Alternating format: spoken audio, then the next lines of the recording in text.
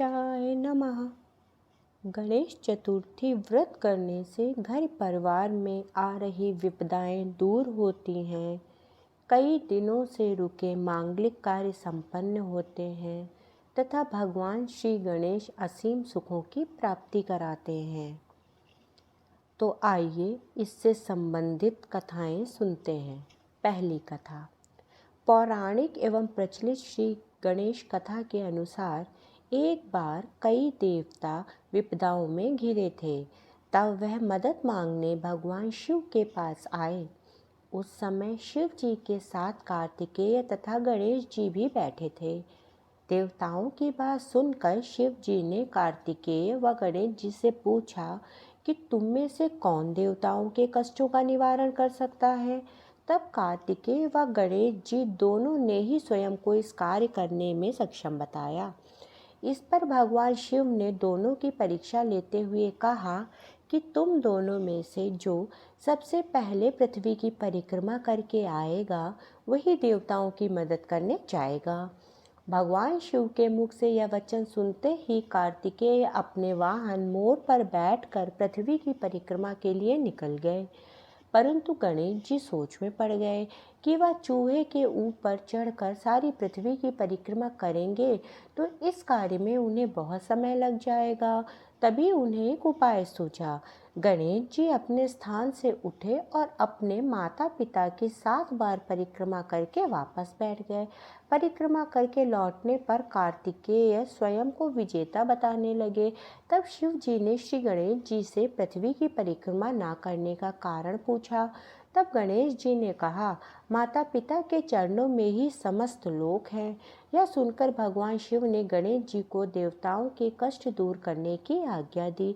इस प्रकार भगवान शिव ने गणेश जी को आशीर्वाद दिया कि चतुर्थी के दिन जो तुम्हारा पूजन करेगा और रात्रि में चंद्रमा को अर्घ्य देगा उसके तीनों ताप यानी दैविक ताप तथा भौतिक ताप दूर होंगे। इस व्रत को करने से व्रतधारी के सभी तरह के दुख दूर होंगे और उसे जीवन के भौतिक सुखों की प्राप्ति होगी। चारों तरफ से मनुष्य की सुख समृद्धि बढ़ेगी। पुत्र पौत्रादि धन ऐश्वर्य की कमी नहीं रहेगी। गणेश चतुर्थी व्रत की दूसरी कथा। एक समय की बात है, राजा हरिश्चंद्र के राज्य में एक कुम्हार था। वह मिट्टी के बर्तन बनाता था, लेकिन वे कच्चे रह जाते थे। एक पुजारी की सलाह पर उसने इस समस्या को दूर करने के लिए एक छोटे बालक को मिट्टी के बर्तनों के साथ आवा में डाल दिया। उस दिन संकष्टी चतुर्थी का दिन था। उस बच्चे की माँ अपने बेटे के लिए परेशान थी। उसने गणेश जी से बेटे की कुशलता की प्रार्थना की। दूसरे दिन जब कुम्हार ने सुबह उठकर देखा तो आवा में उसके बर्तन तो पक गए थे, लेकिन बच्चे का बाल बांका भी नहीं हुआ था। वह डर गया और राजा के दरबार में जाकर सारी घटना बताई। इसके बाद राजा ने उस बच्चे और उसकी माँ को बुलवाया तो माँ ने सभी तरह के विघ्न को दूर करने वाली संकष्टी चतुर्थी का वर्णन किया। इस घटना के बाद से महिलाएं संतान और परिवार के सौभाग्य के लिए संकट चौथ का व्रत करने लगी। तीसरी कथा। एक समय की बात है कि विष्णु भगवान का विवाह लक्ष्मी जी के साथ निश्चित हो गया। विवाह की तैयारी होने लगी। सभी देवताओं को निमंत्रण भेजे गए, परंतु गणेश जी को निमंत्रण नहीं दिया गया। कारण जो भी रहा हो, जब भगवान विष्णु की बारात जाने का समय आ गया, सभी देवता अपनी पत्नियों के साथ विवाह समारोह में आए। उन सब ने देखा कि गणेश जी कहीं दिखाई नहीं दे रहे हैं। तब वे आपस में चर्चा करने लगे कि क्या गणेश जी को न्योता नहीं गया या स्वयं गणेश जी ही नहीं आए हैं। सभी को इस पर आश्चर्य होने लगा। तभी सबने विचार किया कि विष्णु भगवान से ही इसका कारण पूछा जाए। विष्णु भगवान से पूछने पर इन्होंने कहा कि हमने गणेश जी के पिता भोलेनाथ महादेव को न्योता भेजा है।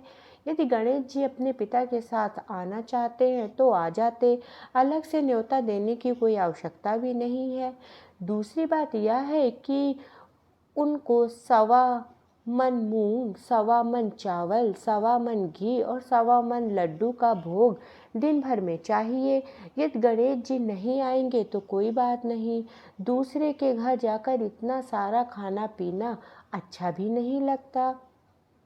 इतनी वार्ता कर रहे थे कि किसी ने एक सुझाव दिया, यदि गणेश जी आ भी जाएं तो उनका द्वारपाल बनाकर यहीं बैठा देंगे कि आप घर की याद रखना।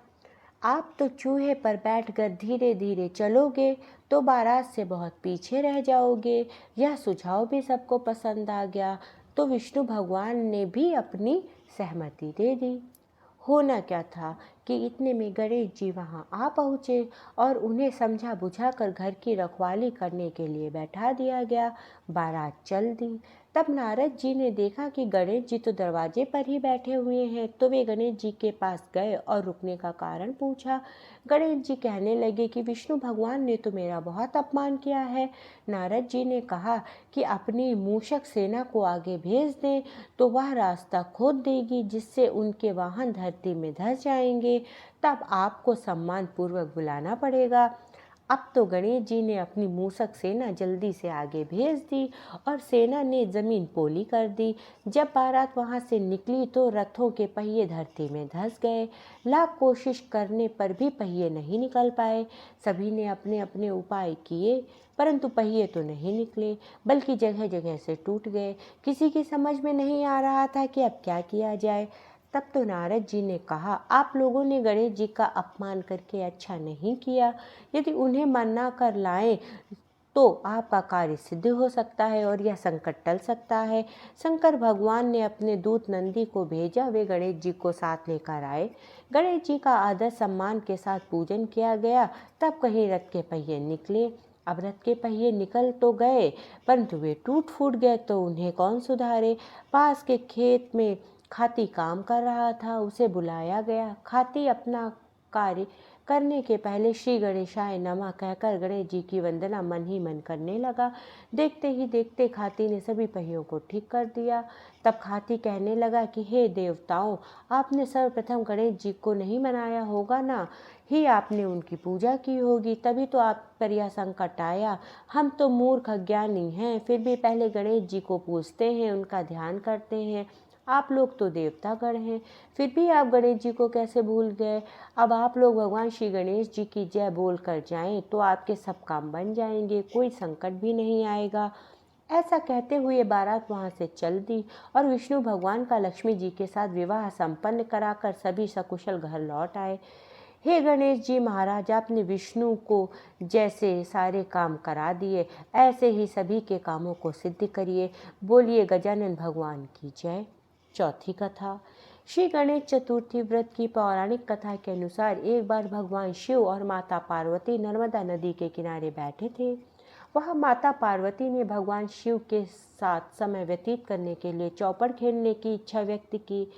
शिव जी चौपड़ खेलने को तैयार हो गए, परंतु इस खेल में हार जीत का फैसला कौन करेगा, यह प्रश्न उनके समक्ष उठा। तो भगवान शिव ने कुछ तिनके एकत्र कर उसका एक पुतला बना दिया और उसकी प्राण प्रतिष्ठा कर दी और पुतले से कहा, बेटा, हम चौपड़ खेलना चाहते हैं, परंतु हमारी हार जीत का फैसला करने वाला कोई नहीं है, इसलिए तुम बताना कि हम दोनों में से कौन हारा और कौन जीता। उसके बाद भगवान शिव और माता पार्वती चौपड़ खेलने लगे। यह खेल 3 बार खेला गया और संयोग से तीनों बार माता पार्वती ही जीती। खेल समाप्त होने के बाद बालक से हार जीत का फैसला करने को कहा गया, तो उस बालक ने महादेव को विजयी बताया। यह सुनकर माता पार्वती क्रोधित हो गई और क्रोध में उन्होंने बालक को लंगड़ा होने, कीचड़ में पड़ा रहने का श्राप दे दिया। बालक ने माता पार्वती से माफ़ी मांगी और कहा, मुझसे यह अज्ञानतावश हो गया है, मैंने किसी द्वेष भाव में ऐसा नहीं किया माता। बालक द्वारा क्षमा मांगने पर माता ने कहा, यहाँ गणेश पूजन के लिए नाग कन्याएं आएंगी, उनके कहे अनुसार तुम गणेश व्रत करो, ऐसा करने से तुम मुझे प्राप्त करोगे। यह कहकर माता पार्वती शिव जी के साथ कैलाश पर्वत पर चली गई। 1 वर्ष बाद उस स्थान पर नाग कन्याएं आईं। तब नाग कन्याओं ने श्री गणेश जी की व्रत की विधि मालूम करने पर उस बालक ने 21 दिन लगातार गणेश जी का व्रत किया। उसकी श्रद्धा से गणेश जी प्रसन्न हुए। उन्होंने बालक को मनोवांछित फल मांगने के लिए कहा। इस पर उस बालक ने कहा, हे विनायक, मुझ में इतनी शक्ति दीजिए कि मैं अपने पैरों से चलकर अपने माता पिता के साथ कैलाश पर्वत पर पहुंच सकूं और वे यह देखकर प्रसन्न हों। तब बालक को वरदान देकर श्री गणेश जी अंतर्ध्यान हो गए। इसके बाद वह बालक कैलाश पर्वत पर पहुंच गया और कैलाश पर्वत पर पहुंचने की अपनी कथा उसने भगवान शिव को सुनाई। चौपड़ वाले दिन से माता पार्वती शिव जी से विमुख हो गई थी, अतः देवी के रुष्ट हो जाने पर भगवान शिव ने भी बालक के बताए अनुसार 21 दिनों तक श्री गणेश जी का व्रत किया। इस व्रत के प्रभाव से माता पार्वती के मन में भगवान शिव के लिए जो नाराजगी थी वह समाप्त हो गई। तब यह व्रत विधि भगवान शंकर ने माता पार्वती को बताई। यह सुनकर माता पार्वती के मन में भी अपने पुत्र कार्तिकेय से मिलने की इच्छा जागृत हुई। तब माता पार्वती ने भी 21 दिन तक श्री गणेश जी का पूजन व्रत किया तथा दूर्वा फूल और लड्डुओं से गणेश जी का पूजन अर्चन किया। व्रत के 21वें दिन कार्तिकेय स्वयं माता पार्वती जी से मिलने आए। उस दिन श्री गणेश चतुर्थी का यह व्रत समस्त मनोकामनाओं की पूर्ति करने वाला माना जाने लगा। इस व्रत को करने से मनुष्य के सारे कष्ट दूर होकर मनुष्य को समस्त सुख सुविधाएं प्राप्त होती हैं। बोलो विघ्नकर्ता गणेश भगवान की जय। बोलो सिद्धि विनायक भगवान की जय।